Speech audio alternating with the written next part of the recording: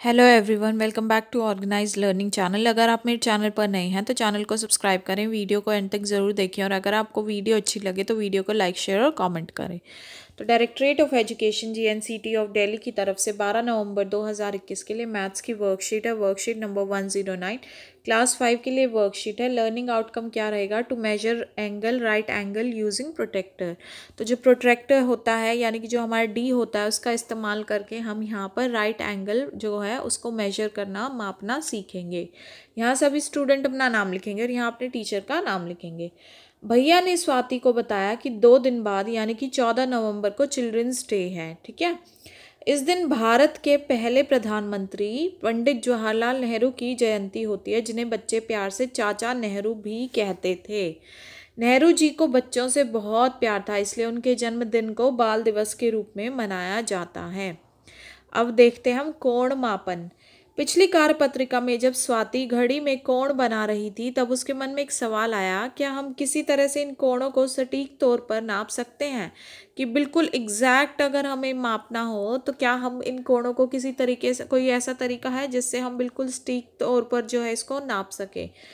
भैया ने स्वाति को बताया कि कोण मापने के लिए हम एक यंत्र का प्रयोग करते हैं जिसको प्रोट्रैक्टर कहते हैं। ठीक है। तो एक यंत्र कौन सा होता है? प्रोट्रैक्टर। ठीक है। भैया ने स्वाति को प्रोट्रैक्टर दिखाते हुए उसके बारे में जानकारी दी। तो कैसा होता है प्रोट्रैक्टर? देखो, ये होता है प्रोट्रैक्टर, ये। ठीक है। इसमें ये लाइन होती है और इसमें जो बिल्कुल ऐसे बीच में सीधी लाइन होगी वो होगा 90 डिग्री का एंगल। ठीक है, वो बताएगा 90 डिग्री का एंगल। और जो इस तरीके से इस यूं जाएगा, मतलब जो ये 90 डिग्री का एंगल जब इस तरीके से बंद होता जाएगा तो वो होता है हमारा समकोण से छोटा, यानी कि राइट एंगल से 90 डिग्री से छोटा। और अगर वो इस तरफ जाएगा तो यानी कि वो 90 डिग्री से बड़ा होगा, यानी कि समकोण से बड़ा होगा। ठीक है। तो जब भी हम ऐसे मापेंगे तो हम ये जो नीचे वाले नंबर है 80, 70, 60, इनको हमें देखना है। और जब इधर देखेंगे तो इधर भी जो ये नीचे वाले नंबर है यानी कि जो ये बड़े वाले 100, 110, 120, इनको देखना है। तो हमेशा हम मापते टाइम ये जो नीचे वाली संख्याएं लिखी हुई है ना, इनको हमें लिखना है। ठीक। भैया ने स्वाति को बताया कि हम कोण को भी उसी प्रकार से नाप सकते हैं जैसे कि हम किसी रेखा को पैमाने यानी कि स्केल से नापते हैं। तो जैसे हम किसी लाइन को नापते हैं ना स्केल से, इसी तरीके से हम कोण को भी नाप सकते हैं। तो कोण को नापने के लिए आपको ज्योमेट्री बॉक्स में प्रोट्रैक्टर होता है। तो कोण को नापने के लिए क्या होता है, हमारे ज्योमेट्री में एक प्रोट्रैक्टर मिलेगा। इसका आकार अंग्रेजी के अक्षर डी से मिलता है, इसलिए इसे डी भी कहते हैं। और देखो इसकी शेप, देखो इस तरीके से अगर हम देखें तो इसकी शेप कैसी है, ये डी जैसी है ना, इंग्लिश का जो अक्षर डी होता है उस जैसी। तो इसीलिए इसको हम डी भी बोलते हैं। इसके बीचों बीच 90 डिग्री का कोण या समकोण बनता है। तो बीच में बिल्कुल कौन सा कोण है? समकोण, यानी कि 90 डिग्री का। डिग्री शब्द को गणितीय भाषा में लिखने के लिए हम संख्या के ऊपर छोटा सा गोला बनाते हैं। तो अगर हम डिग्री को लिखेंगे गणित की भाषा में तो उसके लिए क्या करेंगे, जितनी भी वैल्यू है, मान लीजिए 90 है, तो उसके ऊपर ये छोटा सा ये गोला लगा देते हैं, इसको हम डिग्री बोलते हैं। ठीक है। तो अब होता है समकोण, यानी कि राइट एंगल का नाप 90 डिग्री होता है।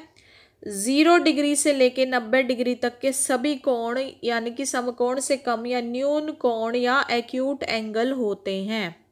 और 90 डिग्री से बड़े सभी कोण जैसे कि 100 डिग्री, 140 डिग्री, ये सारे क्या होते हैं? समकोण से बड़े या अधिक कोण या ऑब्ट्यूज एंगल भी इनको हम बोलते हैं।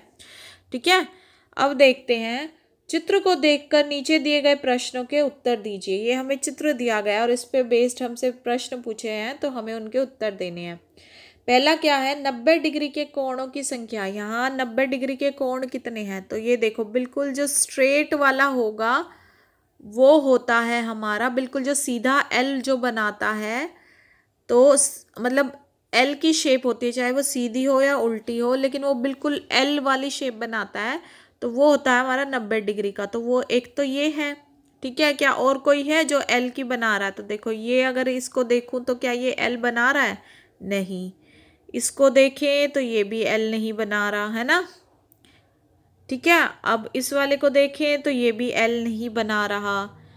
अच्छा, इसको अगर हम देखें, ये वाला भी अगर देखें तो ये भी एल नहीं बन रहा। ये वाले को देखें तो ये भी एल नहीं बन रहा, तो यानी कि सिर्फ एक ही एल बन रहा है, वो है ये, और वो होता है समकोण। तो इसलिए एक ही एंगल जो है वो 90 डिग्री के कोण बना रहा है, वो होगा एक। 90 डिग्री से कम माप वाले कोणों की संख्या। तो देखो हमने ये देखा था पहले भी, वर्कशीट में भी हम देख चुके हैं कि एल जब अंदर की तरफ बंद हो रहा होता है तो वो होते हैं 90 डिग्री से कम माप वाले कोण। ठीक है, तो ये देखो, ये मान लीजिए ये है हमारा एक एंगल। ठीक है, अगर ये इस तरीके से होता, ठीक है, तो ये पूरा एल होता, लेकिन अब ये एल अंदर की तरफ बंद हो रहा है, तो एक तो ये हो गया 90 डिग्री से कम। दूसरा अब ये देखते हैं, मान लीजिए ये है हमारे पास ये, ठीक है, एंगल। अगर ये इस तरीके से होता, मान लीजिए अब ये है एल, ये पूरा यूं होता, इस तरीके से होता तो ये 90 डिग्री होता, लेकिन ये अब इस तरीके से ना होकर ये अंदर की तरफ ऐसे बंद हो रखा है ना, तो इसलिए दूसरा एंगल हो गया, ये भी 90 से कम है।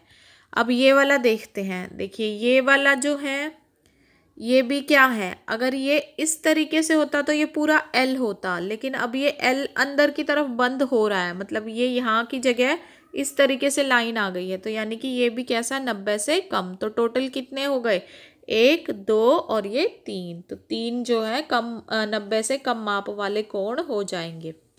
अब इन्होंने पूछा 90 डिग्री से अधिक माप वाले कोणों की संख्या। तो देखो इसके लिए हमने क्या देखा था कि अगर ये एल है और इस तरीके से अगर ये खुल रहा है बाहर की तरफ, यानी कि ये जो एल है लाइन इस तरफ अगर जा रही है, तो ये होते हैं हमारे 90 डिग्री से ज़्यादा माप वाले।